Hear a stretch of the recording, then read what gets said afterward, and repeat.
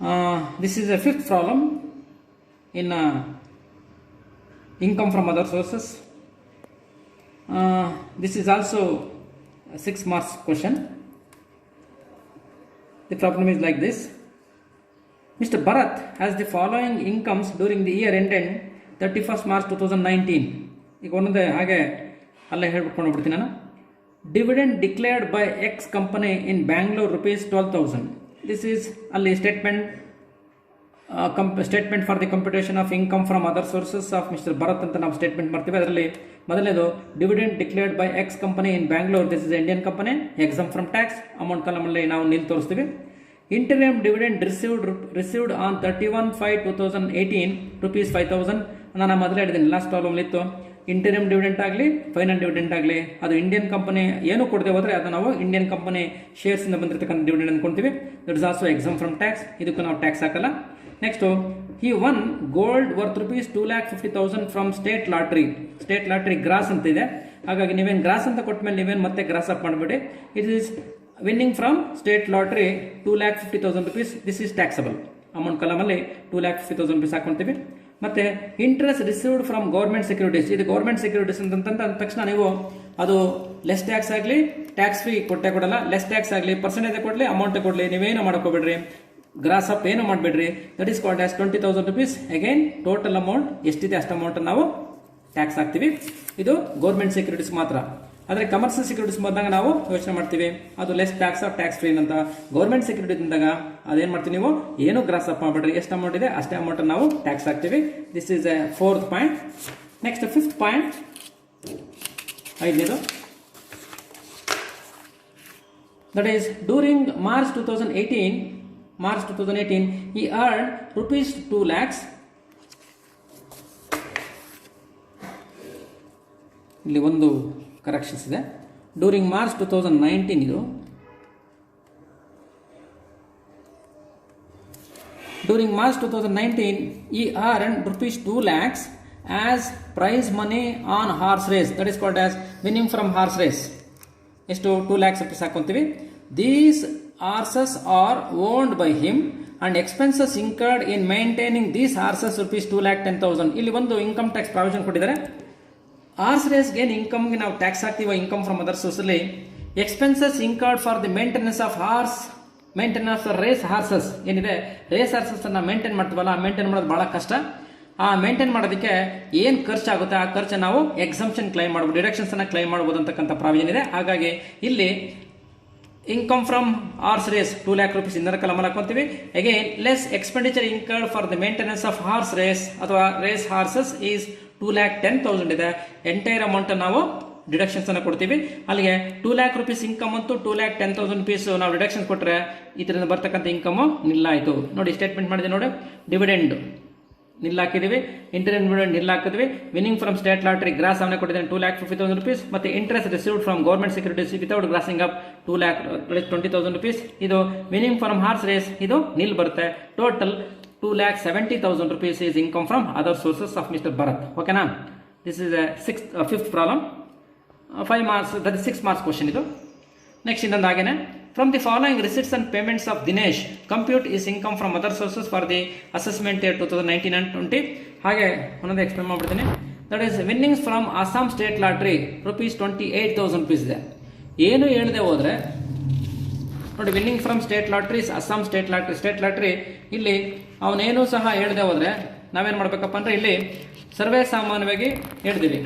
That is lottery income, race course ಬಿಟ್ಟು ನಾವು ನಾನು ಮೊದಲೇ ಫಸ್ಟಲ್ಲೇ ಎಕ್ಸ್ಪ್ಲೇನ್ ಮಾಡಿದ್ದೀನಿ ನಾನು. ರೇಸ್ ಕೋರ್ಸ್ ಇನ್ಕಮ್ ಅನ್ನ ಬಿಟ್ಟು ಲಾಟ್ರಿ ಇನ್ಕಮ್, ಕ್ರಾಸ್ವರ್ಡ್ ಪಜಲ್ಸು ಎಲ್ಲವೂ ಸಹ ಅಬೌಟ್ 10,000 ಇದ್ರೆ ನಾವು ಗ್ರಾಸ್ ಅಪ್ ಮಾಡಬೇಕು ಅಂತ ಇನ್ಫಾರ್ಮೇಶನ್ ಬರ್ಸಿದೆ ನಾನು. ಹಾರ್ಸ್ ರೇಸ್ ಮಾತ್ರ 5,000 ಎಕ್ಸೀಡ್ ಇದ್ರೆ ನಾವು ಅದನ್ನ ಗ್ರಾಸ್ ಅಪ್ ಮಾಡಬೇಕಂತ ಇನ್ಫಾರ್ಮೇಶನ್ ಇದೆ. ಹಾಗಾಗಿ winning from Assam state lottery rupees 20. Okay, after the completion of 5th problem, this is 6th problem. This is also 6 marks question. From the following receipts and payments of Mr. Dinesh, compute is income from other sources for the assessment year 2019 and 20. ಒಂದೊಂದೇ ನಾನು ಹಾಗೆ explain ಮಾಡ್ಕೊಂಡು ಹೋಗಿದ್ದೀನಿ. Winning from Assam state lottery rupees 28,000. ನಾನು ಆಗಲೇ important key ಪಾಯಿಂಟ್ಸನ್ನು explain ಮಾಡಿದ್ದೀನಿ ನಾನು. That is state lottery, crossword puzzles as well as card game, ಇವುಗಳ ಇನ್ಕಮ್ ಏನನ್ನ ಬಂದರೆ ಇವುಗಳು ಎಕ್ಸೀಡ್ಸ್ 10,000 ಇದ್ದರೆ TDS ಮಾಡೇ ಕೊಟ್ಟಿರ್ತಾರೆ. ಅಲ್ಲಿಗೆ 30% TDS ಮಾಡಿ ಕೊಟ್ಟಿರ್ತಾರೆ. ರೇಸ್ ಕೋರ್ಸ್ ಇನ್ಕಮ್ ಆದರೆ ಮೋರ್ ದೆನ್ 5,000 ಆದರೆ TDS 30% TDS ಮಾಡಿ ಕೊಟ್ಟಿರ್ತಾರೆ. ಇದು ಸ್ಟೇಟ್ ಲಾಟ್ರಿ ಆದಮೇಲೆ 30% TDS ಮಾಡೇ ಕೊಟ್ಟಿರ್ತಾರೆ. ಹಾಗಾಗಿ ದಟ್ ಈಸ್ ಕಾಲ್ಡ್ ಆಸ್, ಇದನ್ನು ನಾವು ದಟ್ ಈಸ್ 30% TDS ಮಾಡಿರ್ತಾರೆ. ಈ ಕೊಟ್ಟಿರ್ತಕ್ಕಂಥ ಅಮೌಂಟು 70% ಈಕ್ವಲ್ ಆಗುತ್ತೆ. That is 28,000 divide by 70 into 100 ಮಾಡಿ ಎಷ್ಟು ಅಮೌಂಟ್ ಬರುತ್ತೆ ಅಷ್ಟು ಅಮೌಂಟ್ ನಾವು ಟ್ಯಾಕ್ಸಬಲ್ ಗ್ರಾಸ್ ಅಮೌಂಟನ್ನು ಹಾಕೊತೀವಿ. ಮತ್ತು next winning from horse race. Winning from horse race ಇದು 1,000 ಇದೆ.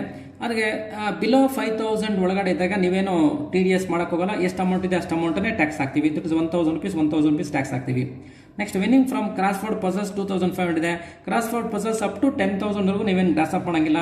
ಇಲ್ಲಿ ಬಿಲೋ 10,000 ಇದೆ. ಹಾಗಾಗಿ 2,500 rupees ಎಂಟೈರ್ ಅಮೌಂಟ್ ನೀವೇನು ಗ್ರಾಸ್ ಅಪ್ ಮಾಡಬೇಕಾಗಿಲ್ಲ.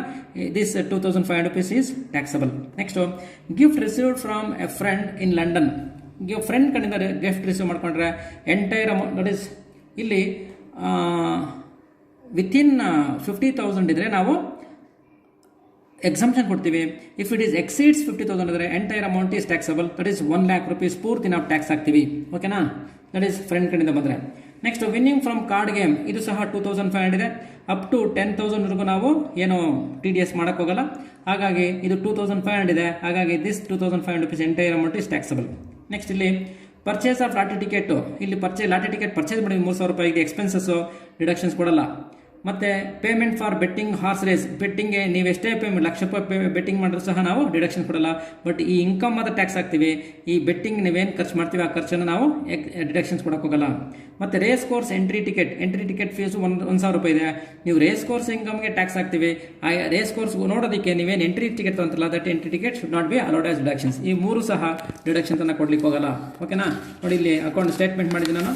Statement showing computation of income from other sources of mister Dinesh. ನೋಡಿ, winning from state lottery 28,000 divide by 70 into 100 40,000 ಬಂತು.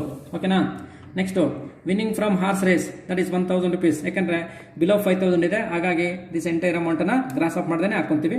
ಮತ್ತೆ ವಿನ್ನಿಂಗ್ ಫ್ರಮ್ ಕ್ರಾಸ್ವರ್ಡ್ ಪರ್ಚೇಸ್ ಇದು ಅಷ್ಟೇ 10,000 ನಾವು ಗ್ರಾಸ್ ದಟ್ ಇಸ್ TDS ಮಾಡ್ಲಿಕ್ಕೆ ಹೋಗಲ್ಲ. ಹಾಗಾಗಿ 2,500 rupees ಎಂಟೈರ್ ಅಮೌಂಟ್ ತಗೊಂತೀವಿ. Gift from received from friend ಇದು ಅಪ್ ಟು 50,000 ಒಳಗಡೆ ನಾವು ಪೂರ್ತಿ ಅಮೌಂಟ್ ಎಕ್ಸಂಪ್ಷನ್ ಕೊಡ್ತೀವಿ. ಇಲ್ಲಿ ಎಕ್ಸೀಡ್ 50,000 ಇದೆ. That entire amount of 1,00,000 rupees is taxable. ಮತ್ತೆ ವಿನ್ನಿಂಗ್ ಫ್ರಮ್ ಕಾರ್ಡ್ ಗೇಮ್ ಇದು ಅಷ್ಟೇ 2,500 ಇದೆ. ಅಪ್ ಟು 10,000 ನಾವು ಗ್ರಾಸ್ ಅಪ್ ಮಾಡ್ಲಿಕ್ಕೆ ಹೋಗಲ್ಲ. ಹಾಗಾಗಿ ದಿಸ್ 2,500 rupees ಪೂರ್ತಿ ನಾವು ಟ್ಯಾಕ್ಸ್ ಹಾಕ್ತೀವಿ. ಟೋಟಲ್ 1,46,000 rupees ಬಂತು. ನೋಡಿ ಇಲ್ಲಿ purchase of lottery ticket not allowed, payment of betting horse race not allowed, ಮತ್ತೆ race course entry ticket not allowed. ಈ ಮೂರು ಸಹ not allowed. Entire amount of 1,46,000 rupees is taxable. ಓಕೆನಾ? This is 6th problem. ಇದು ಸಹ 6 ಮಾರ್ಕ್ಸ್ಗೆ ಕೇಳುವಂತಹ question. Next I am going to explain maybe last problem for 6 marks. Mr. Akhil furnished the following particulars of his income for the previous year 2018 and 19. Compute his income from other sources for the assessment year 2019 and 20. ಇಲ್ಲಿ ನೋಡಿ ಹೇಗೆ interest on listed securities net. ನೋಡಿ, interest on listed securities net ಅಂತ ಕೊಟ್ಟಾಗ ನಾವೇನು ಮಾಡ್ತೀವಿ ಅದನ್ನು gross up ಮಾಡ್ತೀವಿ. ಅಲ್ಲಿ ಸ್ಟೇಟ್ಮೆಂಟಲ್ಲಿ 8,980 ಡಿವೈಡ್ ಬೈ 90 into 100 ಮಾಡ್ತೀವಿ. ಎಷ್ಟು ಅಮೌಂಟ್ ಬರುತ್ತೆ ಅಷ್ಟು ಅಮೌಂಟ್ ಗ್ರಾಸ್ ಅಮೌಂಟನ್ನು ಹಾಕೊಂತೀವಿ. ಡಿವಿಡೆಂಡ್ ಫ್ರಮ್ ಫಾರಿನ್ ಕಂಪನಿ ಇದು foreign company dividend. Indian company dividend ಅಂದರೆ exempt from tax. Foreign company dividend ಅಂದರೆ ನಾವು ಗ್ರಾಸ್ ಅಪ್ ಮಾಡಕ್ಕೆ ಹೋಗಲ್ಲ. ಎಂಟೈರ್ ಗ್ರಾಸ್ ಅಂತ ಕೊಟ್ಟಿರ್ತಾನೆ, ಅದು ಏನೇ ಕೊಟ್ಟರು ಸಹ ನಾವು ಗ್ರಾಸ್ ಅಪ್ ಮಾಡಲ್ಲ. 16,000 rupees ಪೂರ್ತಿ ನಾವು ಟ್ಯಾಕ್ಸ್ ಹಾಕ್ತೀವಿ. That is second point. Next third one, interest on debentures of a local authority gross ಅಂತ ಕೊಟ್ಟಿದ್ದಾನೆ. ಅವನೇ ಗ್ರಾಸ್ ಅಂತ ಕೊಟ್ಟಾಗ ಅಷ್ಟೇ ಅಮೌಂಟ್ ಹಾಕೊಂತಿರ್ತಾರೆ. 7,200 ಹೇಳಿದರೆ ಫಾರಿನ್ ಕಂಪನಿದು 16,000 rupees. Interest on listed securities gross up ಮಾಡಿದ್ವಿ. 9,890 ಡಿವೈಡ್ ಬೈ 90 into 100 9,978 ಬಂತು. Next interest on post office savings bank account 1,500 ಇದೆ. ನಾನು ಆಗ ಇನ್ನೊಂದು ಪ್ರಾಬ್ಲಮ್ ಹೇಳಿದೆ ನಾನು. Up to 3,500 rupees for a single account is exempt from tax. If it is double account up to 7,000 rupees exemption ಇದೆ. ಇದು 1,500 ಇದೆ. ಅಲ್ಲಿಗೆ 3,500 ಕಡಿಮೆ ಇದೆ. ಹಾಗಾಗಿ entire amount is exempt from tax. That is interest on post office SBI account. Entire amount is exempt from tax. ಓಕೆನಾ? Next income from undisclosed sources disclose ಮಾಡದೇ ಇರ್ತಕ್ಕಂತಹ ಸೋರ್ಸ್ ಇಂದ ಬರ್ತಕ್ಕಂಥ income entire amount is taxable. Income from undisclose rupees 10,000 entire amount is taxable. Next, he has invested 30,000 in 7% capital investment bonds of Government of India and received interest for the year. ನೋಡಿ ಇಲ್ಲಿ capital investment bonds of central government ಏನೇ invest ಮಾಡಿದ್ರು ಸಹ ಅದರಿಂದ ಏನೇ income ಅಂದ್ರೂ ಸಹ that is exempt from tax. That is called as interest on 7% capital investment bonds exempt from tax. Amount ಕಾಲಮಲ್ಲಿ ನಿಲ್ ತೋರಿಸ್ತೀವಿ. ಓಕೆನಾ, ಇಲ್ಲಿ ತಿಳ್ಕೊಳ್ಳಿ. That is capital investment bonds of GOI government of India. ಈ ಒಂದು ಇನ್ವೆಸ್ಟ್ಮೆಂಟ್ ಬಾಂಡ್ಸ್ ಅಲ್ಲಿ ನೀವೇನೇ invest ಮಾಡಿದ್ರು ಸಹ ಅದರಿಂದ ಏನೇ ಇಂಟ್ರೆಸ್ಟ್ ಬಂದರೂ ಸಹ that entire amount is exempt from tax. Exam from tax provided by that is exempt from tax given by the income tax act of 1961. ಹಾಗಾಗಿ ಅದ್ರ ಬಗ್ಗೆ ನಾವು ಟ್ಯಾಕ್ಸ್ ಹಾಕಕ್ಕೆ ಹೋಗಲ್ಲ. ಈಗ ನಾವು ಟ್ಯಾಕ್ಸ್ ಇರ್ತಕ್ಕಂತಹ ಸೆಕ್ಯೂರಿಟೀಸ್ ಯಾವಿದೆ, that is interest on listed securities ಒಂದಿದೆ, ಮತ್ತೆ ಫಾರಿನ್ ಕಂಪನಿ ಡಿವಿಡೆಂಡ್ ಇದೆ, ಮತ್ತೆ interest on debentures of local authority ಇದೆ, ಅನ್ಡಿಸ್ಕ್ಲೋಸರ್ಸ್ ಎಲ್ಲ ಟೋಟಲ್ ಮಾಡ್ಕೊಂಡ್ರೆ 43,178 ಬಂತು. This is called as total income from other sources of mister Akhil.